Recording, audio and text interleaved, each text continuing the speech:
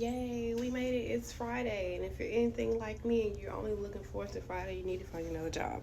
Like, seriously, you guys, it is time out for making excuses of us being in spaces that no longer service us, that we're no longer happy in, and that we know that we have more potential than. So I'm speaking to myself, and I know I'm speaking to somebody else. If the only thing you look forward to in your job is the end of the work week, then your job is working you, okay?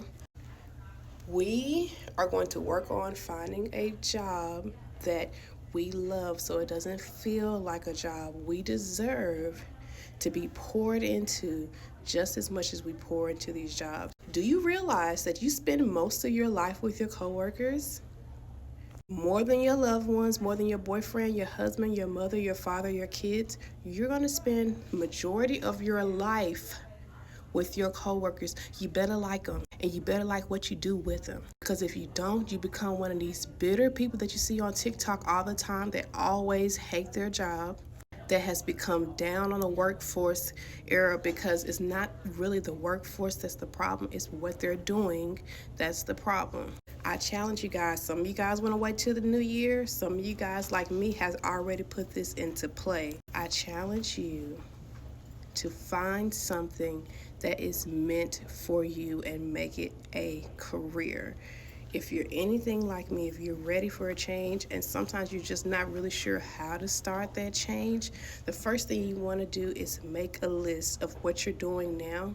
Make the pros and the cons list, okay? And be really honest. You don't have to share with anybody, you don't have to talk about anybody with it, but be really honest on this list. And then I want you to evaluate this list. Pray on this list. Ask God to reveal the truth out of this list. And if the cons outweigh the pros, if the cons outweigh the pros, it is time for you to move on. And I know moving on means a change, and change comes fear, because even though we complain about our jobs, we are comfortable because we know what's coming with it. We know what's coming next with it, right? But when you're trying to do something completely different and you're not even sure what that is, fear of not knowing what is going to happen may cause you to stay in a place of familiarity, aka the job you don't like. Do not do that to yourself.